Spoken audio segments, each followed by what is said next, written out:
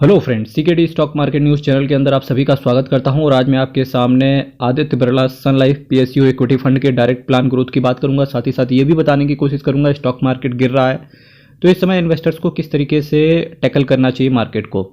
Net asset value की बात करेंगे तो 32 रुपये का इसका एनएवी है। एक साल में रिटर्न की बात करेंगे तो 85% का है। मैक्सिमम बात करेंगे 32% का है। 3 साल में देखिए 42% का है। एक साल में 85% का है। बहुत सारे इन्वेस्टर यहाँ पर टूट पड़े होंगे क्योंकि इन्वेस्टर जब मार्केट में रिटर्न बहुत तेज़ी से मिलता है या बुल मार्केट होता है तब इन्वेस्टर्स ज़्यादा अट्रैक्ट होते हैं मार्केट में पैसा डालने के लिए। वहीं जब शेयर मार्केट गिर रहा होता है या उनका म्यूचुअल फंड रिटर्न नहीं दे रहा है या वो कैटेगरी रिटर्न नहीं दे रही है तब वहाँ पर लोग कोशिश करते हैं या तो बेच दें और वापस उस सवारी को फोकस में लाया जाए जहाँ पर अच्छा रिटर्न मिल रहा हो। ठीक है, तो यही इन्वेस्टर सबसे बड़ी गलती कर देते हैं। आपको एक्चुअली मार्केट में इन्वेस्ट तभी करना चाहिए जब मार्केट में मंदी चल रही हो।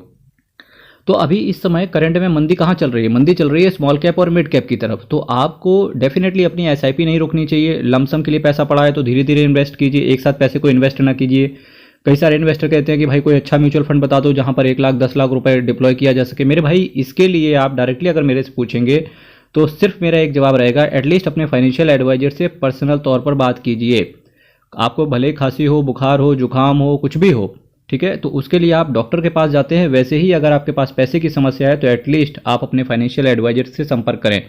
वो चार्टर्ड अकाउंटेंट हो सकता है, वो टैक्सेशन में कोई एक्सपर्ट हो सकता है, वो फाइनेंशियल एडवाइजर हो सकता है, उसके फाइनेंस के अंदर एक्सपर्टीज़ होनी चाहिए। तो ये सारी चीज़ें उससे पूछो, उससे अपना दुख दर्द बताओ, यानी कि उसको अपना बैकग्राउंड बताओ, आपकी कितनी रिस्क एपेटाइट है, आप क्या करते हैं, कितना पैसा डिप्लॉय करना है। अगर वो पैसा जीरो होता है या वो पैसा गिरता है तो एटलीस्ट उसका आपकी फिजिकल और फाइनेंशियल स्टेबिलिटी पर किस तरीके से इम्पैक्ट आ सकता है। तो ये सारी चीज़ें जब आप पर्सनल तौर पे बताते हैं तब आपके लिए एक सही डिसीजन सामने वाला दे सकता है। ऑल इन ऑल अगर किसी को आप डायरेक्टली पूछते हो कि भाई 10 लाख रुपए पड़ा है बताओ कहाँ पैसा डाल दें, तो मेरे ख्याल से जिसने पूछा और जिसने बताया दोनों ही आपके लिए घातक साबित हो सकते हैं। हर दवाई के नीचे एक डिस्क्लेमर पड़ा होता है, हर मूवी के पीछे एक डिस्क्लेमर पड़ा होता है। तो फाइनेंस के अंदर भी एक डिस्क्लेमर पड़ा होता है मेरे भाई कि किसी भी म्यूचुअल फंड या शेयर में इन्वेस्ट करने से पहले एक बार अपने फाइनेंशियल एडवाइजर से जरूर संपर्क करें। किसी दिन इसको खींचेंगे तानेंगे इस डिस्क्लेमर को भी, तब शायद आपको रियलाइजेशन हो। तो इस तरीके से आपको क्या करना चाहिए। अभी जैसे पीएसयू म्यूचुअल फंड बहुत तेजी से नीचे गिर रहे हैं। म्यूचुअल फंड क्या नीचे गिर रहे हैं? पीएसयू के जितने शेयर्स थे वो नीचे गिर रहे हैं। तब कई बार इन्वेस्टर सोचता है यार रिटर्न नहीं आ रहा है। अभी उन्होंने 3-4 महीने पहले पैसा डाला होगा तो रिटर्न नहीं आ रहा है। अगर कोई स्मॉल कैप बंदे ने 3-4 महीने पहले इन्वेस्टमेंट करना स्टार्ट किया था, डेफिनेटली वो नेगेटिव में होगा। तो वो कोशिश कर सकता है कि यार चलो बेच देते हैं, इसको हटाओ, ये बेकार है, क्या ही है ये। आप सबसे बड़ी गलती वहीं कर रहे हैं। अगर आपको शेयर मार्केट में आपने कोई शेयर खरीदा, आपने कोई म्यूचुअल फंड खरीदा, वो उसके फंडामेंटल्स अच्छे हैं, उसका बैकग्राउंड अच्छा है, गवर्नमेंट का नज़रिया अच्छा है, तो डेफिनेटली आपके लिए वो एक अपॉर्चुनिटी होती है। जब भी आप शेयर मार्केट को या शेयर्स को या म्यूचुअल फंड को बेचने की चेष्टा करें, उसी बेचने वाले मोमेंट पे अगर आप पैसा डिप्लॉय करते हैं तो लॉन्ग टर्म में आपको बहुत अच्छा रिटर्न मिलता है। तो इस समय पीएसयू फंड्स हो गए। अगर आपको ऐसा लगता है कि सेम गवर्नमेंट रिपीट करती है, अगर आपको ऐसा लगता है कि सेम गवर्नमेंट आने वाले समय में रिपीट करेगी, तब डेफिनेटली आपका फोकस जो है पीएसयू के ऊपर अभी भी बुलिश रहना चाहिए। सिंपल सी बात है, ठीक है। उसका इम्पैक्ट मैं बताता हूँ कि क्या है। अभी मैं एक इंटरव्यू सुन रहा था जिम रॉजर्स का। जिम रॉजर्स यूएस के जो डेरिवेटिव्स हैं वहाँ पर बहुत तगड़ा इन्वेस्टमेंट करते हैं गोल्ड एंड सिल्वर्स में। तो उन्होंने कहा था कि 1980s में भी गवर्नमेंट ने फोकस किया था कि वो जो इकोनॉमी है, जो जैसे ये गवर्नमेंट वैकेंसीज वगैरह आती हैं, इनको प्राइवेटाइज कर देंगे, पीएसयू को प्राइवेटाइज कर देंगे। इससे क्या होता है, बहुत ज़्यादा इनकी वैल्यू निकल के बाहर आ जाती है। ठीक है, गवर्नमेंट का प्रेशर कम हो जाता है, गवर्नमेंट का एक्सपेंडिचर कम हो जाता है। ठीक है, तो जिससे जीडीपी के अंदर भी इंक्रीमेंट देखने को मिलता है। अब कुछ लोग जो सरकारी नौकरी की तैयारी कर रहे हैं या गवर्नमेंट डिपार्टमेंट में, उन्हें थोड़ा सा बुरा लग सकता है, पर उन्होंने फिर बाद में आगे चल के कहा कि गवर्नमेंट ने कितना प्राइवेटाइजेशन किया, कितना अपने वादे को फॉलो किया। कहते हैं सिर्फ गवर्नमेंट ने एक बेकरी को प्राइवेट किया बस। वो मजाक के तौर पे बोलने लगे कि उन्होंने कुछ भी प्राइवेटाइजेशन नहीं किया। इसकी वजह से 1992 के अंदर बहुत बड़ा स्कैम हुआ। फिर देखो एसबीआई पीएनबी का तो बहुत बड़ा स्कैम आपको पता ही चल रहा होगा, चाहे वो केतन पारेख हो, हर्षद मेहता हो, या फिर विजय माल्या से रिलेटेड ही क्यों ना हो, कितने बड़े बड़े स्कैम होते चले गए पीएसयू के अंदर। ऑलमोस्ट 2014 से पहले ओएनजीसी पीएसयू को कोई पूछता नहीं था, अगर मैं ऑल इन ऑल बात करें। अब बट जब ये 2014 के बाद से वापस से गवर्नमेंट ने रियलाइज़ किया, फाइनेंस मिनिस्ट्री ने रियलाइज़ किया, धीरे धीरे चीज़ें आगे बढ़ी, तब सिंपल एक चीज़ पता चली कि धीरे धीरे जैसे जैसे गवर्नमेंट ने जो पीएसयू थे उनका डाइवेस्टमेंट स्टार्ट किया, उनकी वैल्यू निकल के बाहर आने लगी। मार्केट कैप में भी बदलाव हुआ है, जहां पर आप IRCTC देख रहे होंगे, जो पुरानी पहले सर्विसेज थी, लोग छिक्कल खा के, अमरूद खा के, मूंगफली खा के वहीं फेंक दिया करते थे। लोगों के अंदर भी अवेयरनेस आई है, साथ ही साथ सफाई भी बढ़ी है गवर्नमेंट की तरफ से। तो ये सारी चीज़ें किस वजह से पॉसिबल हो पाई हैं? प्राइवेटाइजेशन की वजह से। अगर गवर्नमेंट आने वाले समय में और भी तेज़ी से प्राइवेटाइजेशन करती है, जो कि मुझे ऐसा लगता है कि जरूर करेगी, अगर सेम गवर्नमेंट रिपीट करेगी, तो आप ये मान के चलना ज़्यादा से ज़्यादा गवर्नमेंट डिपार्टमेंट में आउटसोर्सिंग होगी। आउटसोर्सिंग की वजह से क्या होगा? गवर्नमेंट का एक्चुअल बर्डन कम होगा। जब गवर्नमेंट का बर्डन कम होगा तो इससे कहीं ना कहीं कंपनी की ग्रोथ निकल के बाहर आएगी। तो इस वजह से ये पूरा जो मैं आपको समझा रहा हूँ, ये पूरा जो मांजरा चल रहा है, इससे किसको फ़ायदा होगा? इन्वेस्टर्स को फ़ायदा हो सकता है, क्योंकि जब यहाँ वैल्यू निकल के आएगी तब PSU जैसी कंपनीज को बहुत फ़ायदा होगा, और जब PSU को फ़ायदा होगा तो डेफिनेटली इन्वेस्टर्स को इसको डायरेक्टली फ़ायदा होगा। देखिए 2019 के बाद से, कोविड के बाद से दुनिया बहुत तेज़ी से आगे बदल रही है। अगर हम अपने आप को बदल नहीं पाएंगे तो डेफिनेटली ख़त्म हो जाएंगे। गो विद द फ्लो बोलते हैं, जिस तरीके से, यही इंसान का नेचर है। इसीलिए हम इंसान हैं, नहीं तो जानवर होते हैं, क्योंकि इंसान अपने आप को ढाल लेता है चीज़ों में। आपको ढलना पड़ेगा, आप समय को चेंज नहीं कर सकते हैं। ठीक है, धवल गाला साहब आपके पैसे को मैनेज करके चल रहे हैं। ये सारी चीज़ें आप नोट करके रखना मेरे भाई। ठीक है, घबराना नहीं है। अगर मार्केट में आपको अभी गिरावट देखने को मिल रही है, 3 जून को या 4 जून को कुछ भी होने वाला है, आपके ऊपर इम्पैक्ट नहीं आना चाहिए। अगर आपको मार्केट के अंदर गिरावट देखने को मिल रही है तो केवल उनके लिए अपॉर्चुनिटी है जो ये सोच रहे हैं कि सेम गवर्नमेंट रिपीट करेगी।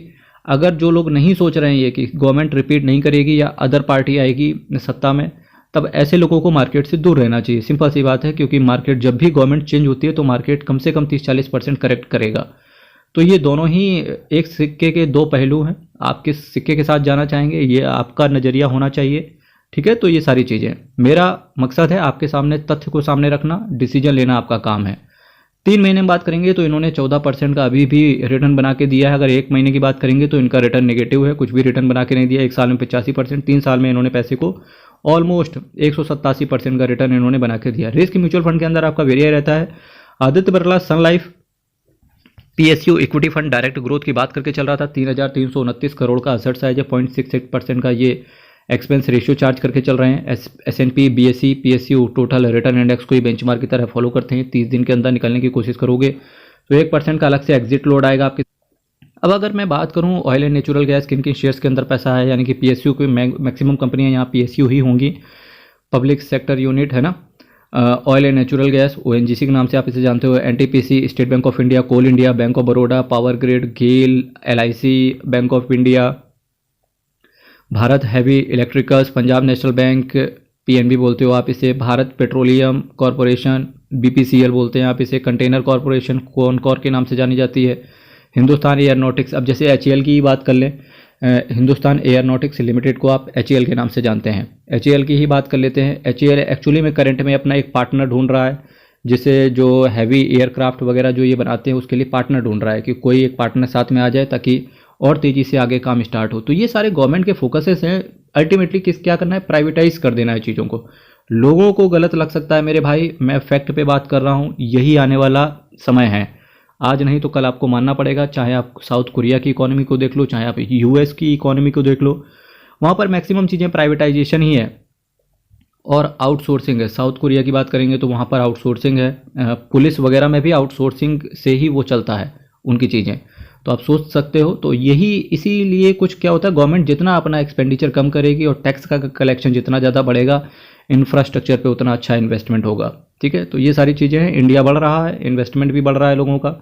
HAL, Bharat electronics, LIC housing finance, PFC RITES, Jammu and Kashmir bank, Indraprastha gas, IRCTC, Gujarat gas, NLC India, NMDC, union bank of India, NALCO, BEML, steel authority of India, SAIL के नाम से आप इसे जानते हो, Mahanagar gas, Hindustan petroleum, Mazagon dock ship builders, Gujarat state petronet, LNG, Canara bank, bank of Maharashtra तो बहुत अच्छा शेयर चला ये तो। इंडियन ऑयल कॉरपोरेशन, IOCL के नाम से आप इसे जानते हैं, MOIL, NMDC steel, Gujarat state fertiliser, NHPC ने भी कुछ खास रिटर्न बना के नहीं दिया पिछले 3-4 महीने से, पर हाँ जहाँ से वो चला है NHPC पे बहुत सारे लोग बुलिश हैं।